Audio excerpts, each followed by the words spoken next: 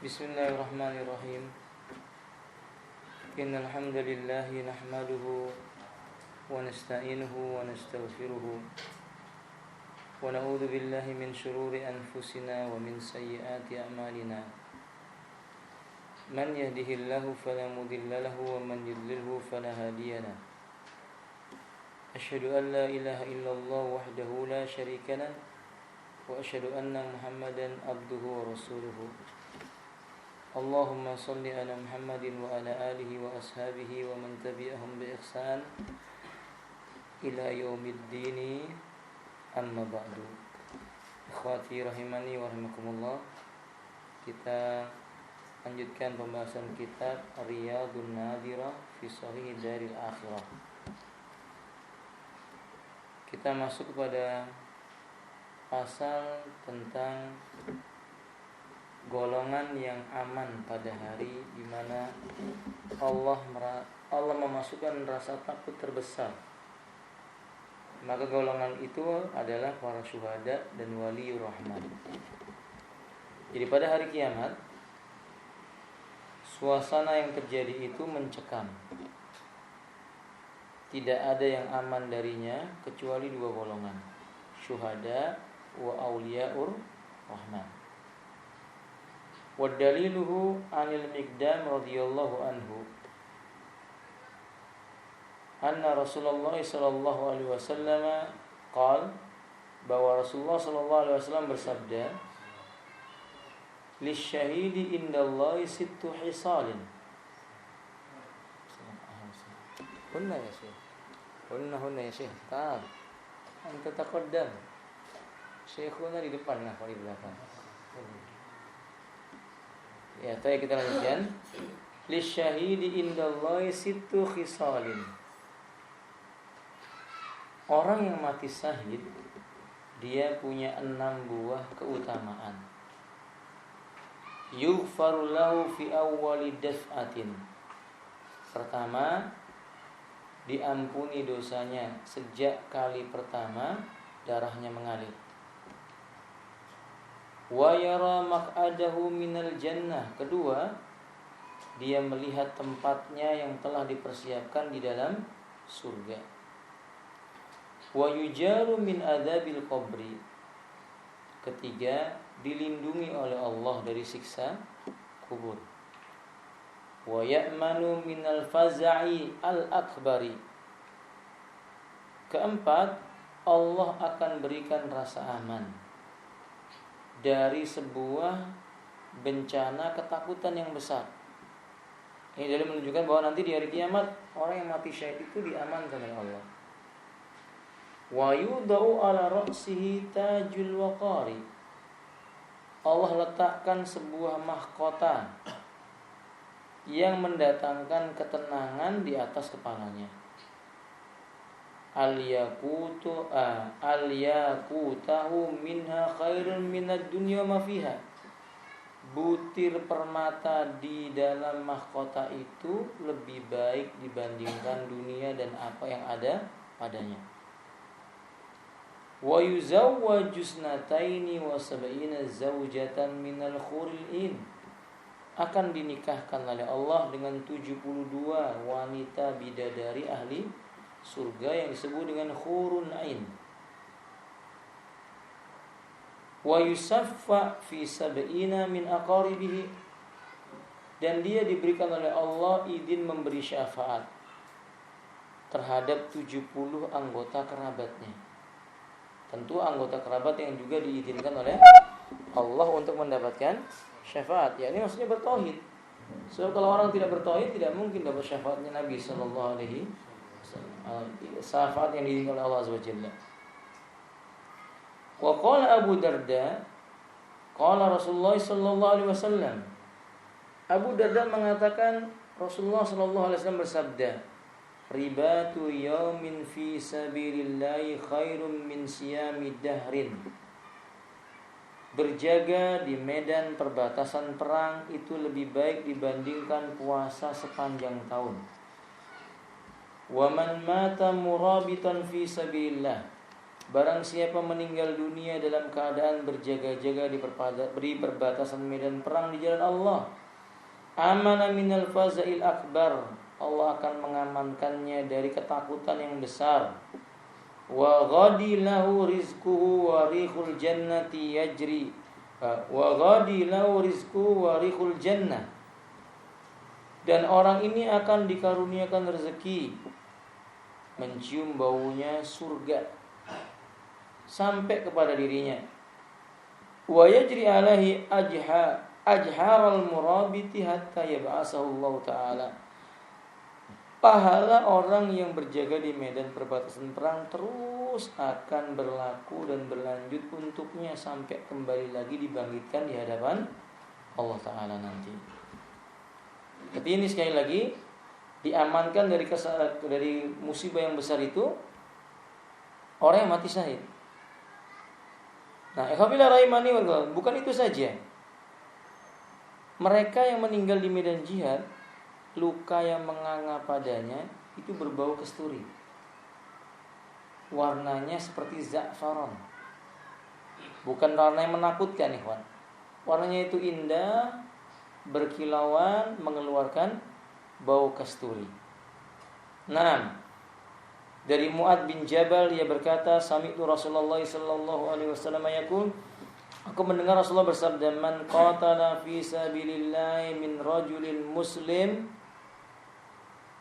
fuwaqana qatin wajabat laul jannah. Barang siapa di antara lelaki muslim yang berperang di jalan Allah meski cuma sebentar, kemudian dia meninggal dunia, surga wajib bagi dirinya.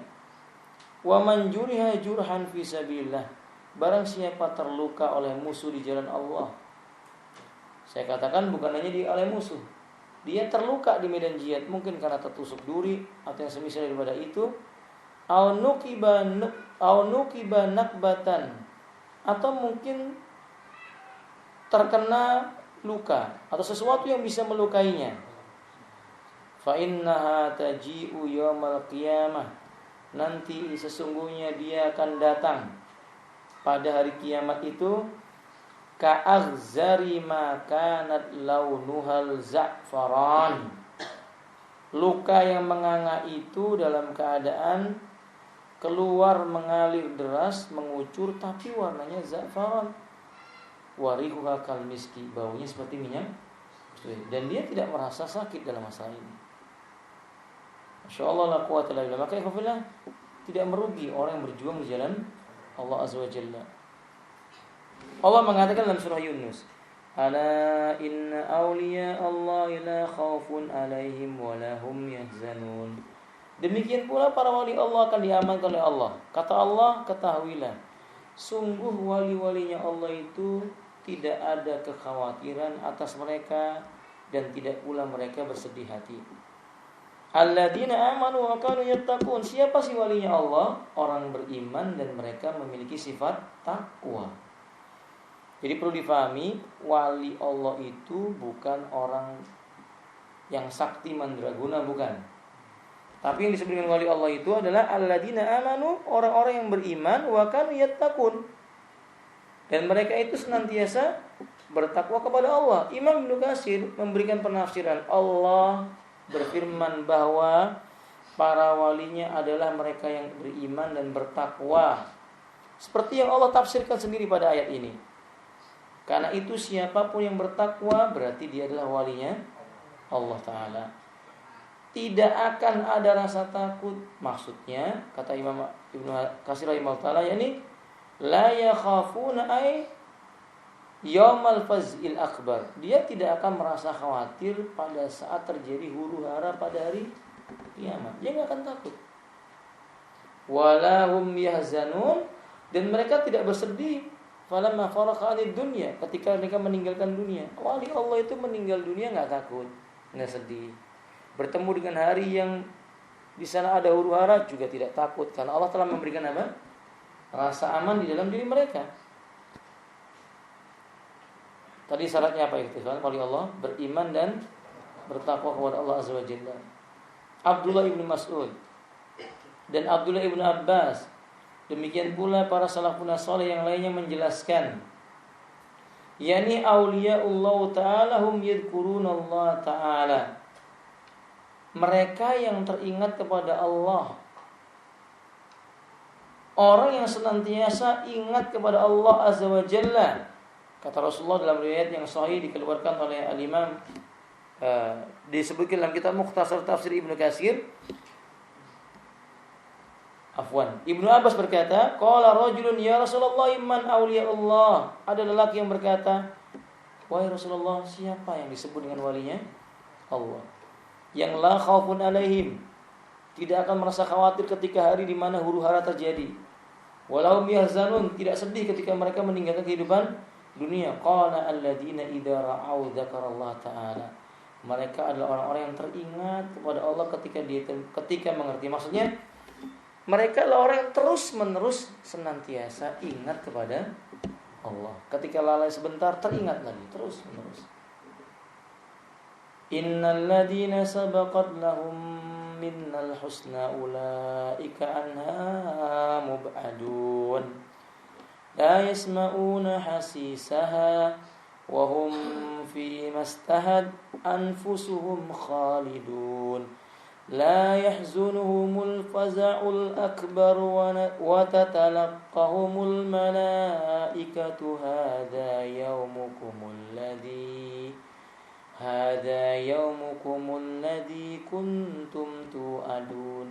Dalam surah Al-Anbiya ayat 101 sampai 103 Allah mengatakan, innal ladzina sabaqat lahum minnal husna. Sesungguhnya orang yang telah ada untuk mereka ketetapan yang baik dari kami. Ulaika anha mub'adun. Merekalah orang yang akan dijauhkan dari siksa neraka. La yasma'una hasisa, bahkan mereka tidak mendengar sedikit pun suara api neraka. Ini menunjukkan, ikhwan, suara api neraka itu dahsyat dan menakutkan manusia. Wa hum fi mastahat anfusuhum khalidun, dan mereka kekal dalam menikmati apa yang diinginkan oleh mereka, yaitu di dalam surga. La yahzunuhumul fazau. Mereka tidak disusahkan hari di mana kedahsyatan huru-hara terjadi. Wa tatalaqaumul malaika, bahkan disambut oleh para malaikat sambil berkata, hadza yaumukumul ladzi kuntum tu'adun. Ini hari di mana telah dijanjikan kepada kalian. Ini hari kalian. Nah, makanya saudara kaum muslimin, kalimat wa hum masta'at anfusum khalidun la yahzunuhumul faz'ul akbar, ini auliya Allah Ta'ala la yahzunuhumul faz'ul akbar. Wali-walinya Allah, mereka tidak akan merasa khawatir dan bersedih hari di mana huru-hara itu terjadi. Maka dua golongan ini alhamdulillah pada hari kiamat, mereka adalah orang-orang yang akan diberikan rasa aman oleh Allah Azza wa Jalla. Jadikanlah kita salah satu dari mereka. Mungkin kita tidak berperang di jalan Allah lalu mati syahid, maka kita bisa menjadi wali Allah dengan cara beriman dan bertakwa. Syaddad ibnu Aus berkata, Rasulullah SAW bersabda, qala Allah Azza wa Jalla, wa izzati la ajma'a li abdi amnaini wala khawfaini in huwa amnanai fid dunya akhaftuhu yawma ajma'a fi ibadi wa in huwa khafani fid dunya amantu yawma ajma'a fi ibadi. Ini ciri orang yang disebut wali Allah. Allah Azza wa Jalla berfirman dalam hadis qudsi, demi kemuliaan dan keluhuranku, sungguh aku tidak menyatukan dua rasa aman dan dua rasa takut untuk hambaku. Artinya, jika ia tidak takut kepadaku di dunia, aku akan membuatnya takut pada hari saat aku mengumpulkan hamba-hambaku. Dan jika ia takut kepadaku di dunia, aku akan memberinya rasa aman pada hari saat aku mengumpulkan hamba-hambaku. Berarti wali Allah itu hatinya, jiwanya setiap saat selalu merasa takut dan diawasi oleh Allah Ta'ala. Takut berbuat maksiat. Karena sifat manusia itu, ikhwan, tabiatnya kadang takut ketika ramai saja. Rasa takwanya kepada Allah ketika banyak yang melihat. Ketika sendirian belum tentu. Ketika di depan manusia tutur katanya manis, bagus, di depan istrinya membentak-bentak, memaki-maki, itu bukan takwa. Itu bukan ciri orang yang bertakwa. Mestinya orang bertakwa yang tampak dan tersembunyi tetap nilainya sama bagi dirinya. Dia lakukan kebaikan. Dan ini yang disebutkan wali-walinya Allah. Wali-wali Allah yang Allah menyebutkan, ya ibadi la khafun alaikumul yawma wa la antum tahzanun. Hamba-hambaku, tidak ada rasa takut dari kalian pada hari ini. Wa la antum tahzanun, dan tidak perlu kalian bersedih. Alladzina amanu bi ayatina wa kanu muslimin. Mereka adalah orang yang beriman terhadap ayat-ayat kami, dan mereka itu orang yang tunduk dan berserah diri kepada Allah. Jadi sungguh-sungguh ikhwan, pilih salah satunya, yaitu tadi apa? Mati syahid, atau kalau hidup dalam keadaan menjadi orang yang bertakwa, beriman dan bertakwa, atau walinya Allah Ta'ala. Berikutnya pasal tentang hum ala manabirim minan nuri yaumal qiyamah. Mereka ini tadi diletakkan di atas mimbar-mimbar yang terbuat dari cahaya pada hari kiamat. Nah, kafilah rahimani, mereka yang diletakkan di atas mimbar-mimbar dari cahaya ini siapa saja mereka? Jadi perlu diingat ya kawan, kalau pada hari ini orang bangga misalnya dia berdiri di sebuah tempat yang tinggi, podium, atau misalnya dia punya rumah, biasanya rumahnya ada apa itu di atasnya itu? Lobi di bagian atasnya gitu ya, lalu berdiri di atas sambil lihat kanan kiri seolah-olah dia paling tinggi. Nah, itu nggak ada apa-apanya. Nanti ahli surga itu ada yang dibuatkan mimbar yang terbuat dari cahaya. Cahaya tidak menyilaukan. Seperti antum melihat cahaya bulan. Silau nggak Evan? Tapi kelihatan nggak? Terang nggak di dunia? Terang toh? Walaupun gelap tetap bisa kita melihat jalan kalau bulan itu purnama. Cahaya tidak menyilaukan. Siapa mereka? Hum yastamilu fid dunya bil adli indal qada. Ketika mereka itu menentukan keputusan berbuat adil. Ini yang pertama. Yani adilun li ahlihi, juga adil kepada keluarganya. Wa likulli insin, dan kepada siapapun yang mereka urus mereka adil. Humul ladina yaqa'u ayudau lahu 'alal manabiri minal nur. Mereka lah golongan yang akan ditempatkan pada mimbar-mimbar yang terbuat dari cahaya. Dan mereka berada di kanan Ar-Rahman. Kedudukannya itu berada di samping kanannya Zat yang Maha Rahman. Insyaallah ya kawan, ini keutamaan ini hadirin. Abdullah ibnu Amr radhiyallahu an berkata, qala Rasulullah sallallahu alaihi wasallam, qala Rasulullah sallallahu alaihi wasallam, innal muqsitina indallahi ala manabir min nurin an yaminir rahman azza wa jalla. Orang yang selalu berbuat adil kepada siapapun, ini maksudnya adil kepada siapapun, bahkan kepada dirinya sendiri, di sisi Allah akan diletakkan padanya mimbar dari cahaya di sebelah kanannya Zat yang Maha Rahman, Maha Perkasa, lagi Maha Mulia. Wa kilta yadayhi yaminun, dan kata Nabi, dan kedua tangannya Allah itu kedua-duanya adalah kanan. Di buku ini terjemahkan berkah. Yang benar memang betul-betul tangannya Allah itu kanan. Kanan. Tapi kita nggak sama kanannya Allah dengan kanannya manusia. Antum jangan pikirkan nanti gila nanti. Karena apa yang ada pada Allah nggak sama dengan apa yang ada pada, walaupun sama namanya wajah. Antum punya wajah, Allah juga punya, tapi nggak sama wajahnya manusia dengan wajahnya Allah Ta'ala. Alladzina ya'diluna fi hukmihim wa alim wa ma walu. Mereka adalah orang yang adil ketika memutuskan hukum, adil kepada keluarganya, dan adil pada apapun yang mereka urus. Mereka berlaku adil. Nah, ini penting ikhwan.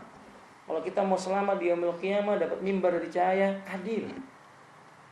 Bahkan terhadap diri kita sendiri mesti adil.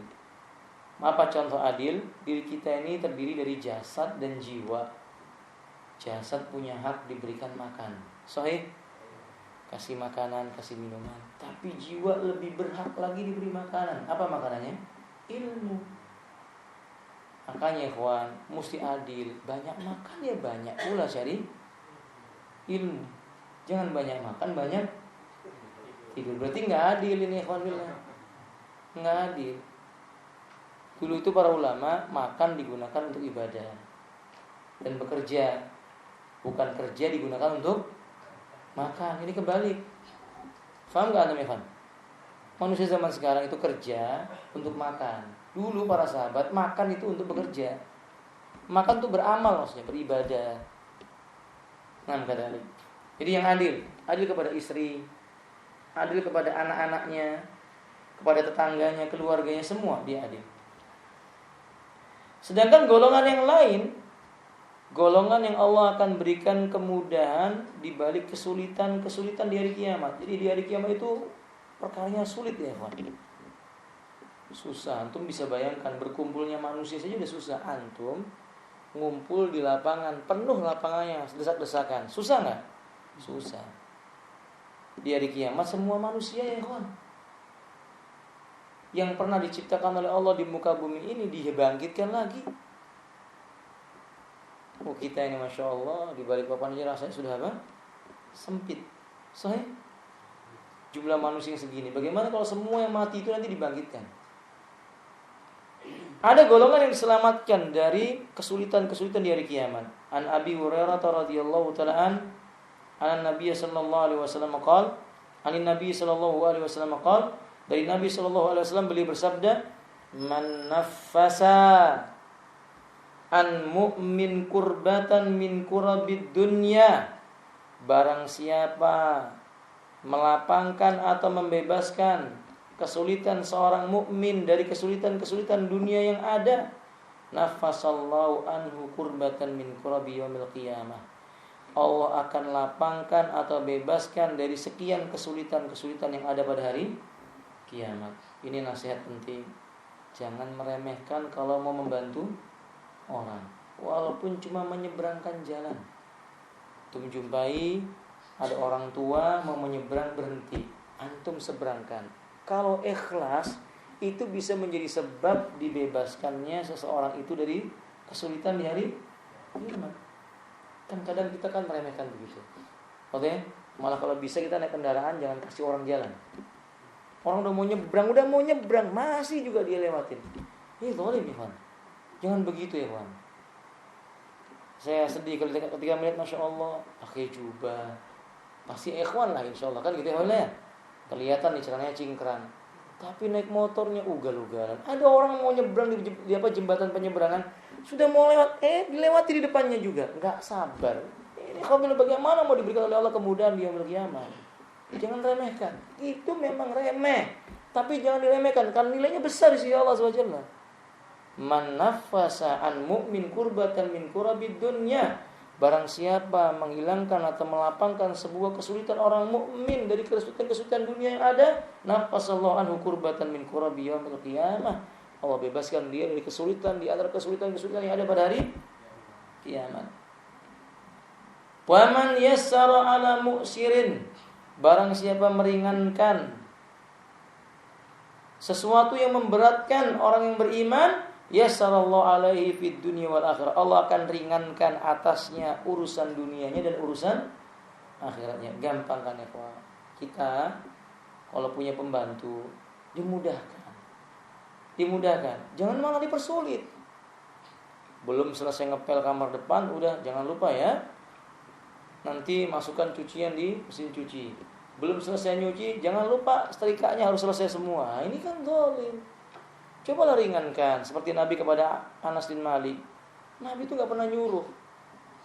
Kalau misalnya Anas gak tahu, Nabi mencontohkan. Di depan Anas, Nabi melakukan sesuatu. Nanti Anas paham, oh begini, maka dia kerjakan. Mana pernah Nabi mengatakan, Anas kenapa kamu begini? Atau kenapa kamu begitu? Gak pernah. Nabi contohkan. Itu namanya meringankan. Apa gak boleh Ustaz menyuruh begitu? Boleh, tapi ringankan. Pekerjaannya diringankan ya ikhwati. Ngepel, ya belikanlah alat pel. Wadah. Nah, kadali. Kalau misalnya pembantu kita Mau apa namanya merapikan taman, diberikan alat yang bisa memudahkan merapikan taman. Begitu. Nanti Allah akan memudahkan dia dari perkara-perkara yang berat di yaumil qiyamah. Istri kita begitu juga, ikhwan.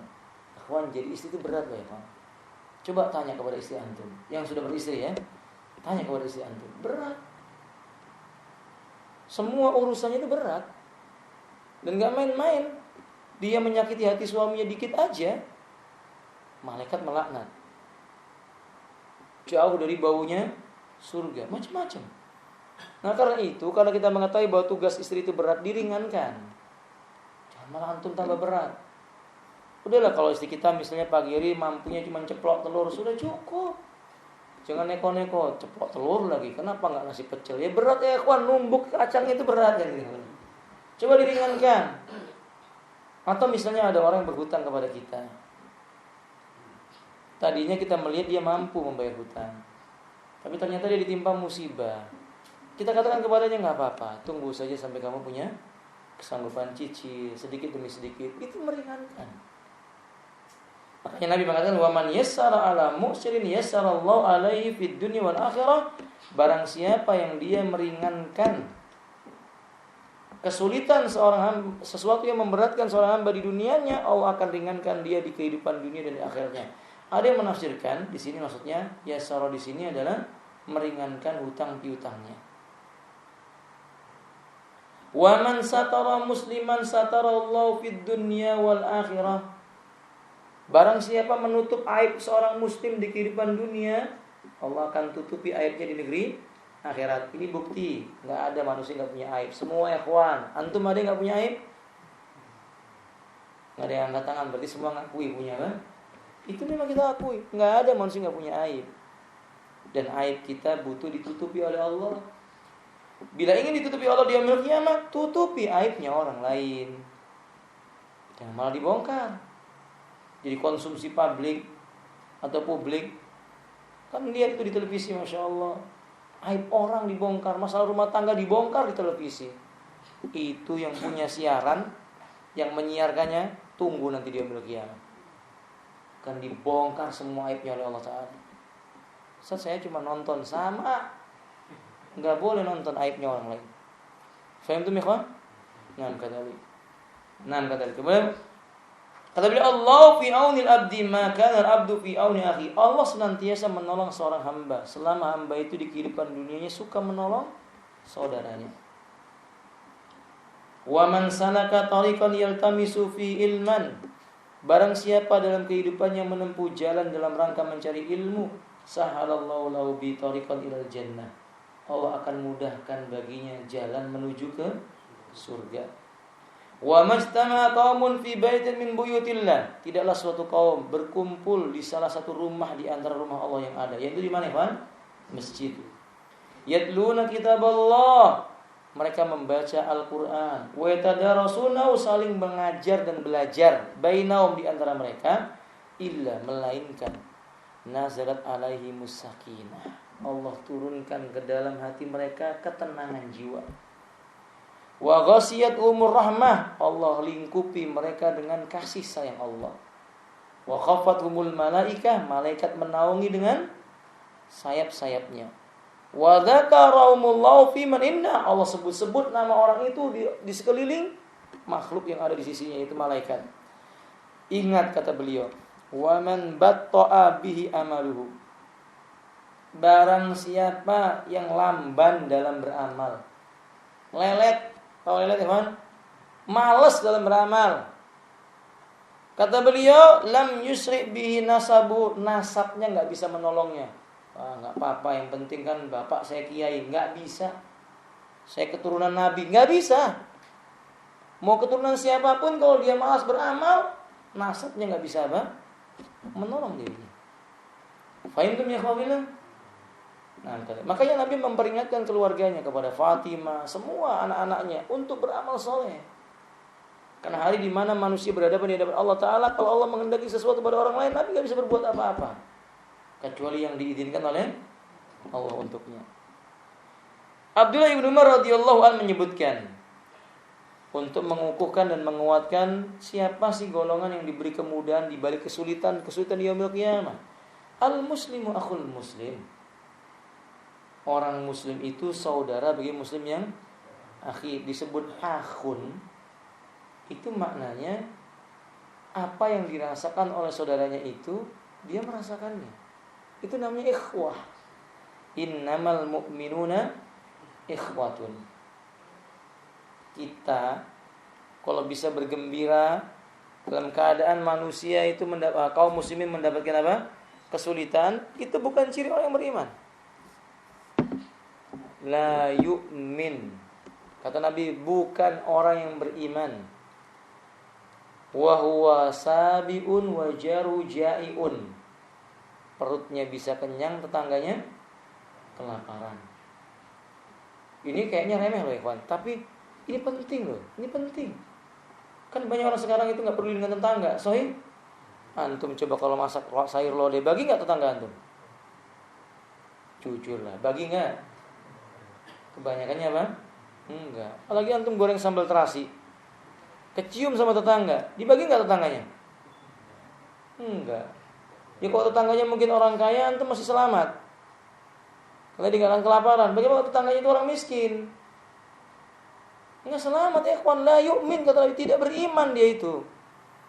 Wa wasabin wa jaruhu jaiun. Sementara perutnya kenyang, tetangganya apa? Kelaparan.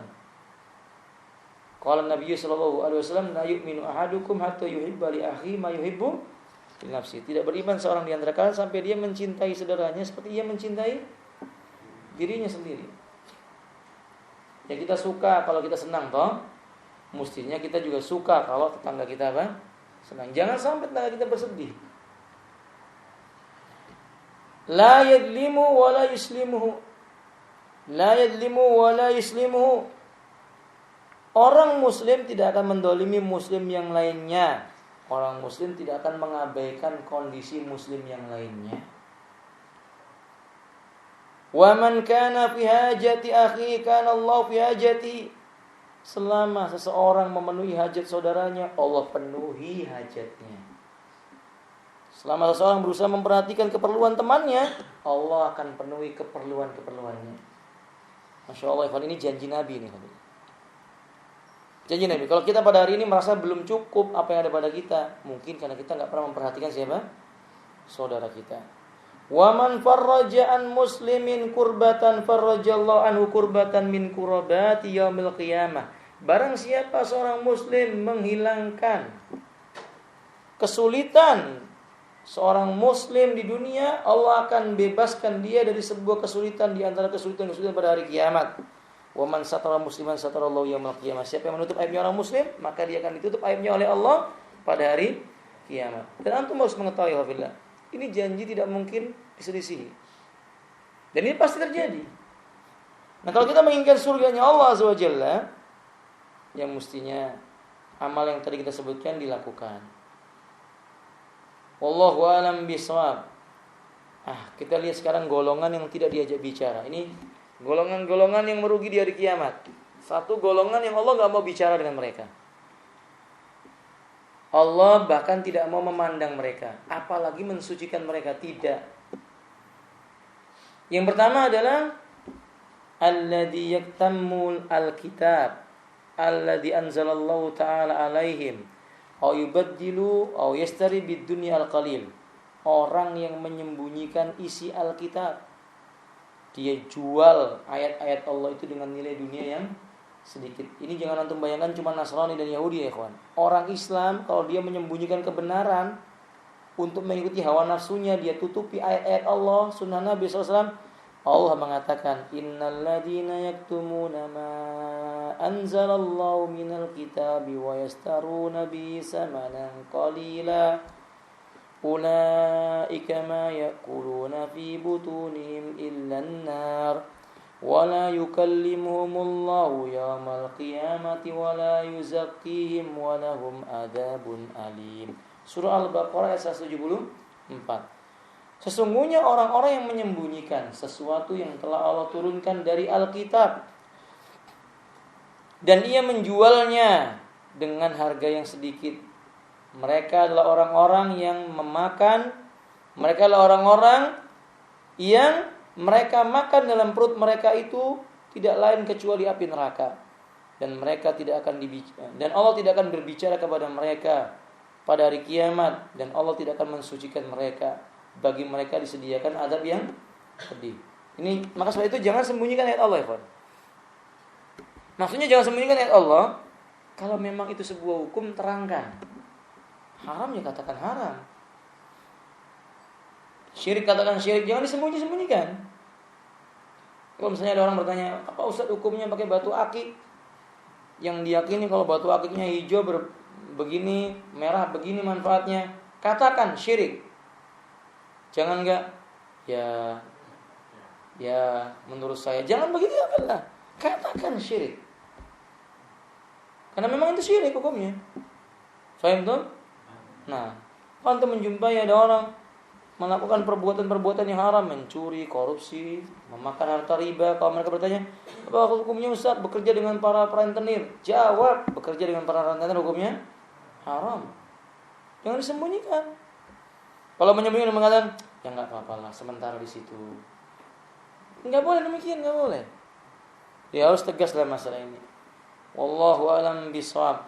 Ibnu Katsir ketika menafsirkan ayat innal ladzina yaktumuna ma anzalallahu minal kitab, orang-orang yang mereka menyembunyikan apa yang telah diturunkan oleh Allah dari Alkitab, yaitu Yahudi. Mereka suka menyembunyikan ciri-ciri Rasulullah dalam kitab yang ada. Nasrani, mereka mengingkari dalam Injil ada keterangan bahwa Nabi terakhir namanya apa? Ahmad, yaitu sifat dari Nabi Muhammad sallallahu alaihi wasallam. Maka ini berlaku pula bagi kaum muslimin kalau dia menyembunyikan kebenaran-kebenaran yang datang dari Al-Quran dan Sunnah. Yang kedua, orang-orang yang mereka tidak akan diajak bicara oleh Allah adalah orang yang menjual janji Allah, menjual sumpah mereka dengan harga murah. Mereka sudah berjanji kepada Allah, membuat perjanjian dan bersumpah dengan Allah, kemudian dia jual dengan harga yang sedikit. Misalnya sudah mengikrarkan dia ini muslim, tidak akan melanggar syariat Allah Ta'ala sebatas kemampuan yang dia miliki, tiba-tiba dengan sengaja dia langgar. Innal ladzina yashtaruna bi ahdillahi wa aymanihim samanan qalila. Sungguh orang-orang yang telah menjual janji Allah, perjanjiannya kepada Allah, dan sumpah-sumpah mereka dengan harga yang sedikit, ulaika la khalaqa lahum fil akhirah. Mereka lah orang yang tidak dapat bagian sedikit pun di negeri akhirat. Wala yukallimuhumullah wala yanzuru ilaihim yaumal qiyamati wala yuzakkihim walahum adzabun alim. Allah enggak mau bicara kepada mereka, tidak akan memandang mereka di hari kiamat. Allah tidak akan mensucikan mereka, bagi mereka disediakan azab yang pedih. Surah Al-Imran ayat 77. Jadi aku bilang enggak boleh perjanjian kita yang sudah kita lakukan kepada Allah dibatalkan, tuh enggak boleh. Kita berjanji kepada Allah Tabaraka wa Ta'ala bahwa kita tidak akan menjual agama ini, tidak akan menukar agama ini. Jangan tukar. Kalau dia tukar agama dengan dunia, dia akan mendapatkan siksa yang pedih. Enggak disucikan oleh Allah. Na'udzubillah. Ya ini kafir. Orang yang menjual agama Allah hukumnya apa? Kafir. Keluar dari agama Islam. Yang ketiga, yang tidak akan diajak bicara, tidak dipandang dan tidak akan disucikan, orang yang merampas hak orang muslim dengan sumpah palsu. Maksudnya dia berselisih dengan orang lain untuk menguatkan pendapat dia atau keinginan dia, dia sumpah supaya orang lain percaya. Padahal sumpahnya sumpah yang palsu. Qala Rasulullah sallallahu alaihi wasallam. Qala Rasulullah sallallahu alaihi wasallam, man halafa ala yaminin wa huwa fiha fajirun liyaqta'a biha malam ri'im muslim. Barang siapa bersumpah dengan sebuah sumpah yang palsu, dia bertujuan untuk memutuskan atau mendapatkan harta seseorang muslim, laqiyallahu wa huwa alaihi ghadban. Nanti dia ketemu kepada Allah di hari kiamat dalam keadaan Allah murka kepadanya. Akhi, kalau yang murka manusia, kita pindah tempat selesai perkara. Tapi kalau yang murka Allah, mau berpindah kemana? Di bagian alam semesta yang mana? Karena semua milik Allah Ta'ala.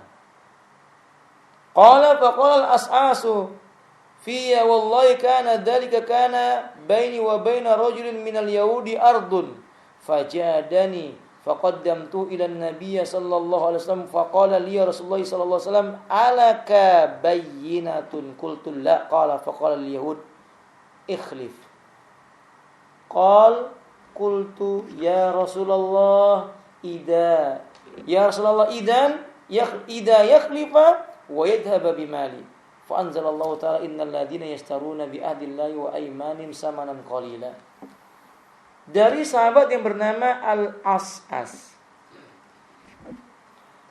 atau ada yang Ash'ath, dia berkata mengadu kepada Rasulullah SAW, demi Allah ini berkenaan dengan masalah diriku. Ayat firman Allah Subhanahu wa taala dalam surah Ali Imran ayat 77 dari itu, ini berkaitan dengan diriku. Ketika aku bersengketa dengan seorang Yahudi tentang tanah kami, tanahku. Ia mengingkari tanah itu milikku. Aku datang kepada Nabi, ku ceritakan hal ini kepadanya. Kata Nabi kepada Al-As'as, kamu punya bukti bahwa itu tanahmu? Aku berkata, tidak ya Rasulullah. Lalu kata Nabi kepada orang Yahudi tadi, hendaklah kamu bersumpah. Tapi kemudian Al-As'as mengatakan, nanti kalau dia sumpah, lenyap hartaku ya Rasulullah. Setelah itu Allah menurunkan firman-Nya, sesungguhnya orang-orang yang mereka menjual janjinya kepada Allah dan sumpah-sumpah mereka dengan harta yang sedikit. Apa kata Allah Subhanahu wa taala? Maka Allah Subhanahu wa taala menyebutkan Allah tidak akan berbicara kepada mereka, tidak akan memandang mereka, tidak akan mensucikan mereka, bagi mereka disediakan adab yang pedih. Ini penting ikhwan. Kita kalau sudah mengakui milik kita, kemudian kita enggak punya bukti dirampas sama orang lain, tidak usah khawatir. Ini kabar gembira buat kita. Nanti di yaumil qiyamah kita diganti oleh Allah. Jangan bersedih. Dengan kesedihan yang bersangatan. Mereka akan merasakan siksa berupa tidak dipandang Allah, tidak dilihat oleh Allah, tidak dipandang oleh Allah, tidak akan diajak bicara oleh Allah, dan tidak akan disucikan oleh Allah. Mereka disediakan azab yang itu tabungan buat kita ya. Sebaliknya, jangan coba-coba berbuat sesuatu yang penting menang, ternyata berbuat apa? Dolim. Jangan. Antum di jalan raya, kemudian misalnya disenggol mobilnya oleh orang lain. Antum yang salah, antum harus ngaku salah. Jangan sampai antum mengatakan, kamu begini, dia yang penting dia menang. Tunggu di yaumil qiyamah. Manusia yang bisa lolos di dunia tidak akan bisa lolos di yaumil qiyamah. Hati-hati habillah. Oke? Bahkan sebaliknya kalau seandainya kita memaklumi, ya sudah kelas, enggak apa-apa. Enggak mungkin pula dia bayar kan gitu. Antum lihat nih orang fakir, miskin, nabrak dengan sepeda ontelnya mobil antum, ya sudah enggak mungkin antum tuntut. Mau dituntut apa?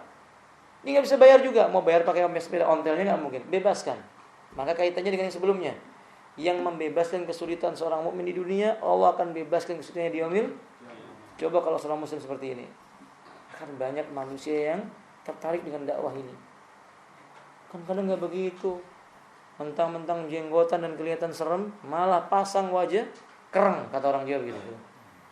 Inti keliru, bayar enggak? Saya bom inti kalau enggak misalnya. Ya zalim kalau begini hawilah rahimah, zalim. Jangan. Bersikaplah yang santun.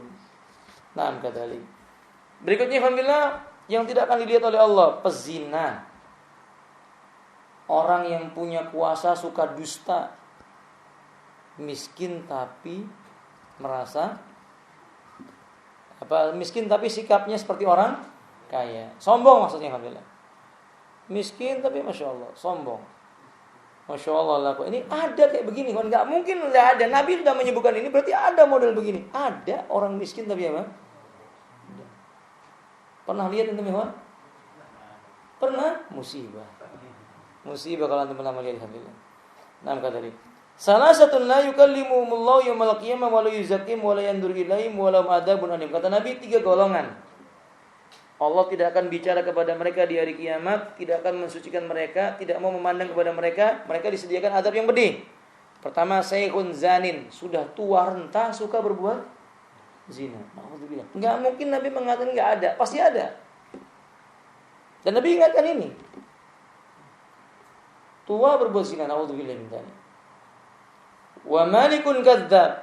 Kedua, penguasa atau raja atau orang yang punya kekuasaan tapi dia suka berdusta. Pemimpin suka janji, obral, janji, bohong. Banyak nggak, ikhwan? Banyak antum jumpai nggak? Kalau musim kampanye ini, alhamdulillah. Janjinya Masya Allah, saya bangunkan masjid, saya bangunkan ma'had, saya bangunkan jalan. Saking yang punya masjid dan ma'had ini bodoh mau terima apa? Janji-janjinya. Jangan mau terima janjinya. Kita nggak butuh dinar-dinar mereka. Kita butuh takwa mereka. Kalau mereka takwa, mereka akan bangun masjid.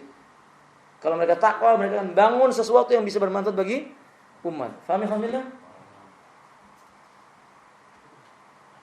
Iya atau tidak? Nah, antum ada yang mau jadi caleg? Ibu mau jadi caleg ya? Jangan ya, nah. Kata beliau ini yang ketiga, wa'ailun mustakbirun, miskin tapi sok kaya. Kayak apa ini gambarannya, alhamdulillah? Miskin tapi sok kaya. Sulit menggambarkannya, tapi kesimpulannya ya begitulah. Ya mampunya mestinya cuma membeli nasi plus ikan asin, dia belinya burger. Itu namanya miskin tapi sok kaya. Ngerti nggak teman-teman? Nah, ya mampunya kalau safar numpang di rumah orang bermalam atau di masjid, dia di bintang 7. Pusing bener dia kan ya. Ini namanya miskin tapi apa? Kaya. Nggak merasa sok kaya, nggak boleh, nggak boleh. Ini tidak akan diajak bicara oleh Allah, tidak disucikan, tidak dipandang di hari kiamat. Disediakan adab yang pedih. Wallahu alam bishawab. Apa sih maksudnya orang tua pezina? Maksudnya orang sudah mencapai usia senja tapi nggak tobat-tobat, masih suka godain perempuan. Saya pernah melihat ini kafilah seorang tua, Masya Allah, sampai saya berhenti. Saya berkata, Bapak Muslim, ittaqillah, takutlah kepada suka siul-siul si perempuan lewat. Allah, musibah ini kafilah. Innalillahi. Sudah itu pakainya pakai celana jeans, baju yang ketat. Laki-laki udah tua pakai celana jeans. Na'udzubillah min dzalik. Masyaallah kuwatullah. Sudah tua, penampilannya luar biasa. Naik mobil sambil godain perempuan. Ini namanya laki pesin enggak boleh, enggak dipandang oleh Allah Subhanahu wa taala. Kita ini kalau udah tua, ikhwan billah, sudahlah yang biasa saja. Sibukkan di mana? Masjid, di rumah atau beribadah. Cukup sudah. Jangan punya pikiran mau nikah lagi, ikhwan ya. Udah sibukkan untuk apa? Ibadah. Nah, itu lebih bermanfaat. Walaupun tidak dilarang kalau seandainya seseorang melakukan itu, tapi alhamdulillah ada yang lebih utama daripada itu. 6 kali. Yang kedua, alhamdulillah rahimanillah, apa yang dimaksud dengan penguasa yang pendusta?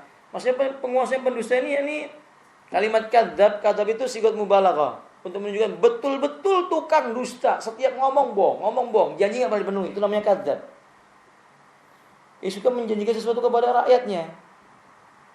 Nah, nanti begini, nanti begitu, enggak ada yang dipenuhi. Itu namanya kadzab. Yang ketiga, miskin, sombong. Tadi sudah saya sebutkan, yaitu miskin sombong adalah orang ail artinya orang miskin, sombong maksudnya adalah tinggi hati terhadap sesama.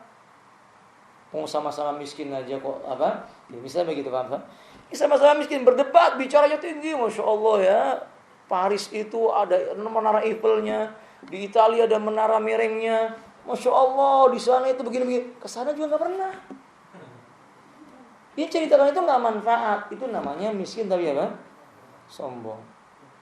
Ada orang miskin buka-buka apa namanya? Miskin dia nggak mampu datang ke dealer mobil.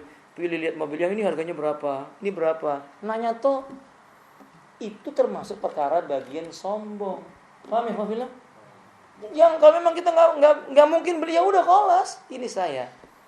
Ma indi min rizqillahi ta'ala asykuru ilaihi. Apa yang ada padaku dari karunia Allah, aku syukuri, begitu. Diriwayatkan, maaf yang berikutnya. Yang tidak akan dipandang, ini penting ikhwan. Lelaki yang memanjangkan kain menutup mata, namanya musbil. Pelakunya namanya musbil, perbuatannya namanya isbal.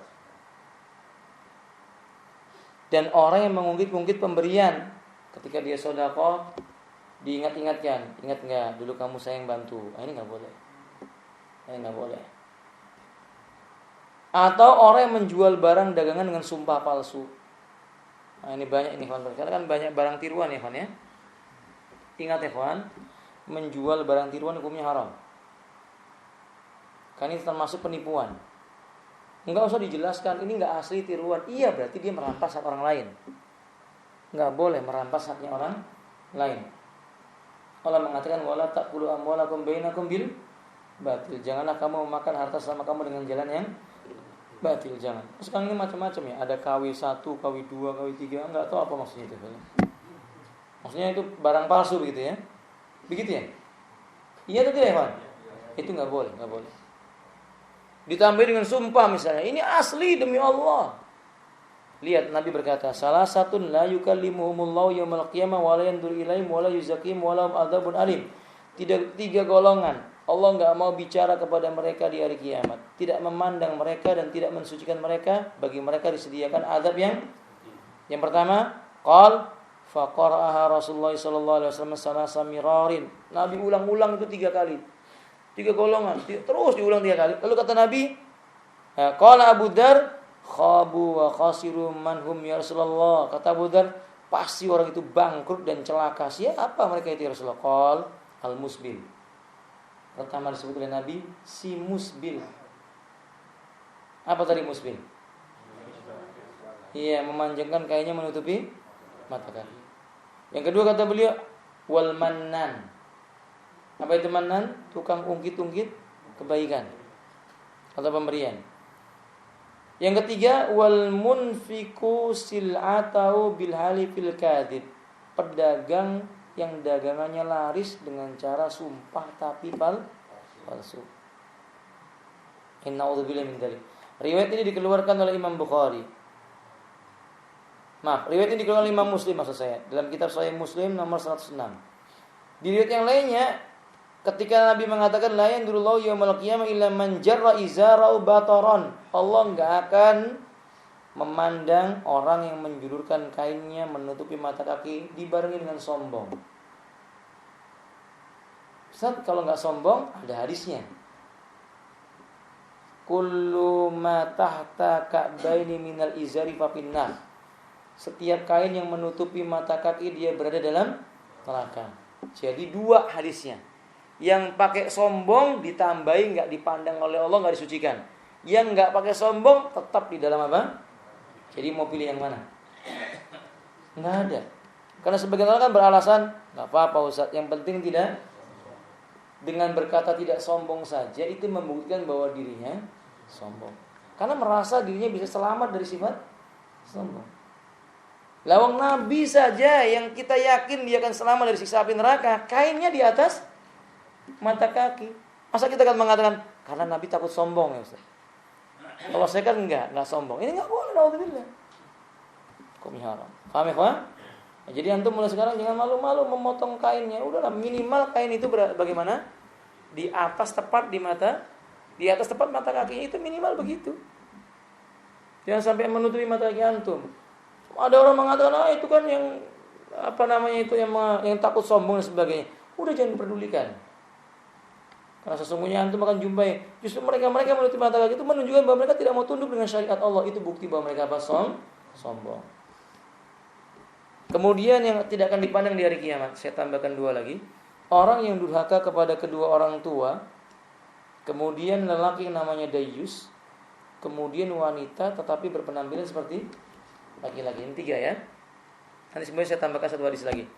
Ini orang yang durhaka sama orang tua. Dayus dan wanita yang disebut mutarajjilat. Mutarajjilat wanita yang menyerupai laki-laki. Salah satu 3 golongan.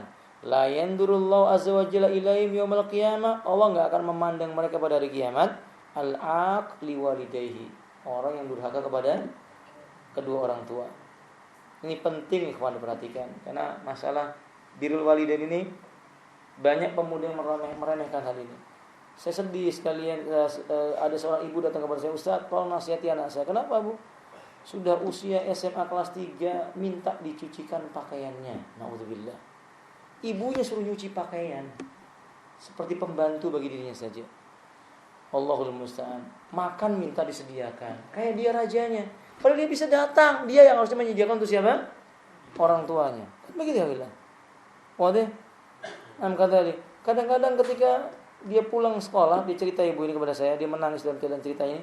Pulang sekolah, ibunya belum selesai masak, marah-marah.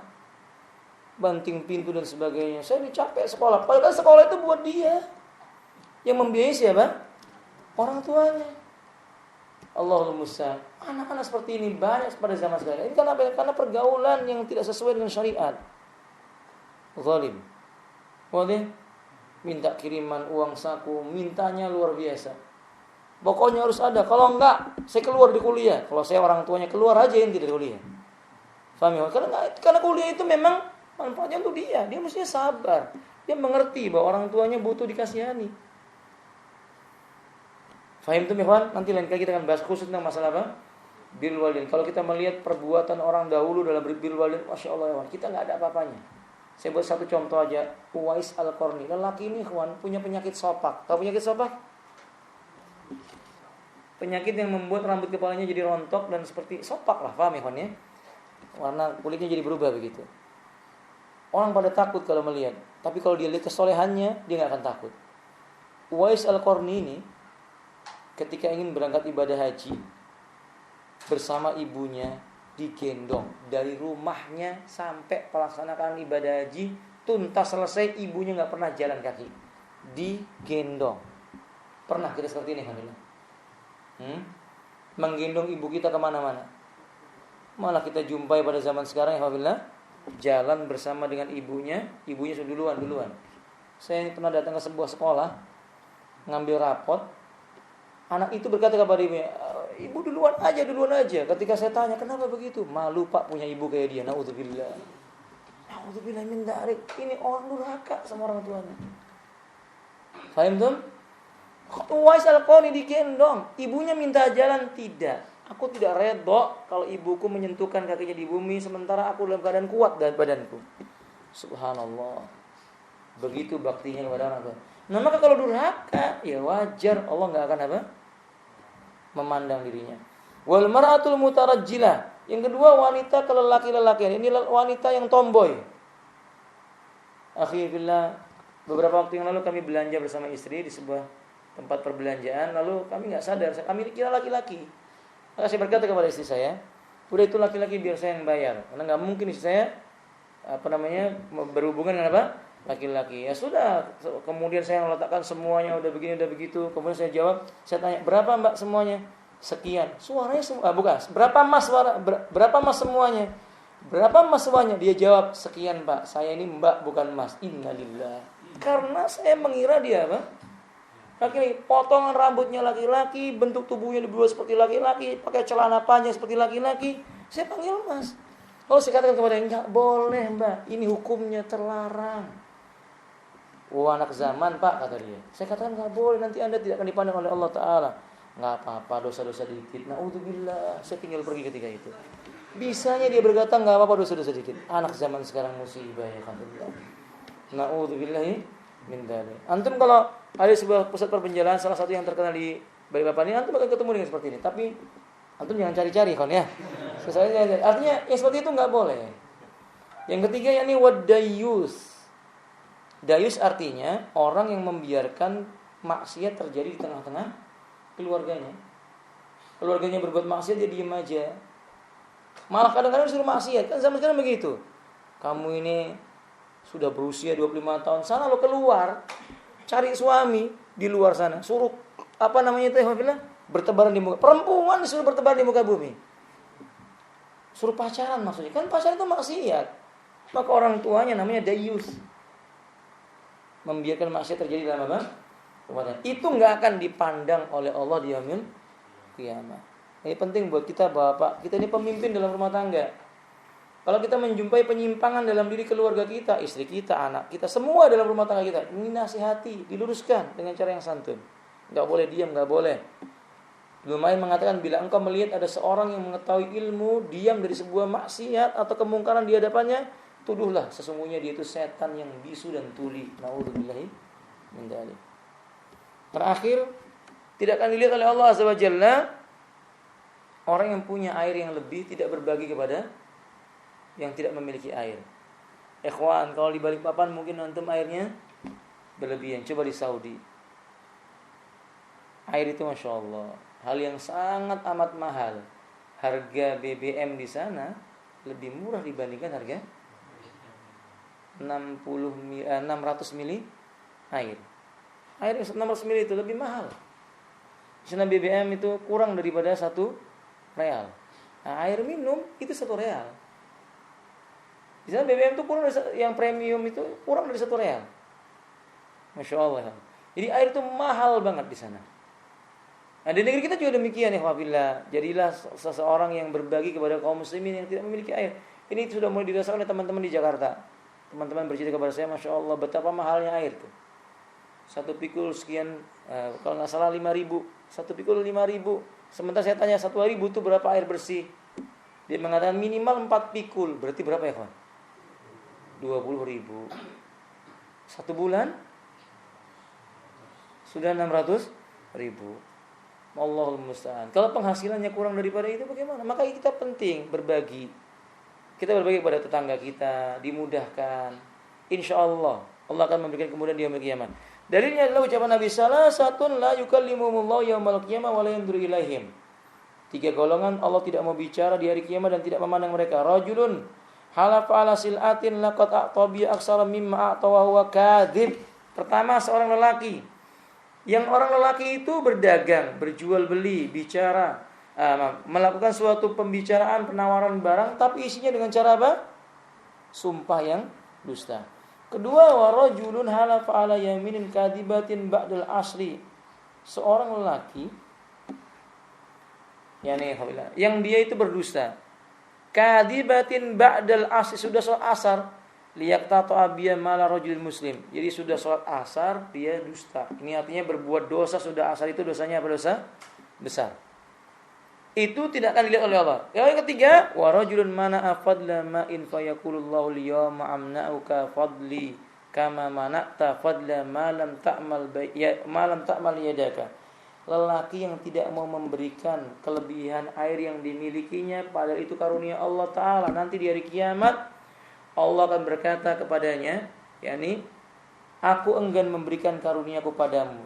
Seperti dulu engkau enggan memberikan kelebihan airmu, yang berasal dari karunia Allah Ta'ala untukmu. Jadi ini penting ikhwan, berbagi air kepada kaum muslimin. Tapi penting juga jangan boros dalam menggunakan air. Cobalah yang sehemat mungkin tetapi mengandung kebaikan. Wudu pakai 1 gayung air. Belajar wudu 1 gayung cukup. Insya Allah cukup. Sudah pernah mempraktikkan belum kan? Nanti antum pulang praktekkan. 1 gayung air antum ambil, antum wudu, cukup itu ya. Usah 1 ember juga cukup. Ya 1 drum juga cukup. Tapi kan kita belajar untuk hidup apa? Hemat. Cukup 1 gayung. Sedih sekali seorang muslim, Masya Allah, mandi jebur. Masya Allah, air segitu banyak ya gunakan untuk cuman menyiram tubuhnya. Nabi itu mandi cuma berapa liter? 5 liter air. Ya kita mungkin 2-3 ember maksimal lah, cukup. Paham ya kawan? Jangan 1 drum untuk buat mandi semuanya. Ini penting. Nah, karena itu bisa kita bagikan untuk saudara kita yang lainnya. Boleh?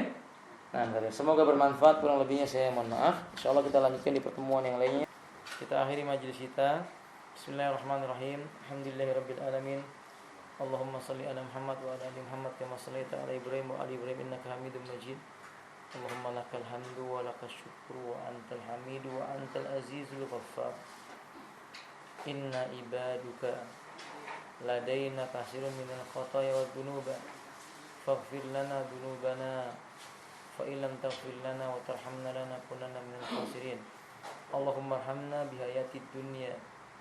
Allahumma arhamna fi hayatina wa mamatana. Allahumma jil akhirah hayatina husnal khatimah. Allahumma inna nas'aluka afiyatan fi badanina wa afiyatan fi dinina. Allahumma afina fi sam'ina wa absarina wa alsinatina wa qulubina. Allahumma jil afiyatan fid dini wad dunya. Fid dinina wa dunyana. Rabbana atmim lana nurana waghfir lana innaka ala kulli syai'in qadir.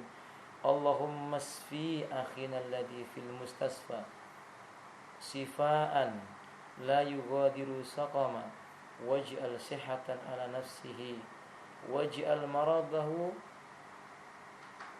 tazkiyatan wa tuhratan li anfusihi fa idza laqita yaumal qiyamah على طهارة لنفسه ربنا أتمم لنا نورنا واغفر لنا إنك على كل شيء قدير ربنا آتنا في الدنيا حسنة وفي الآخرة حسنة وقنا عذاب النار وصلى الله وسلم على المرسلين والحمد لله رب العالمين سبحانك اللهم وبحمدك أشهد أن لا إله إلا أنت أستغفرك وأتوب إليك السلام عليكم ورحمة الله وبركاته.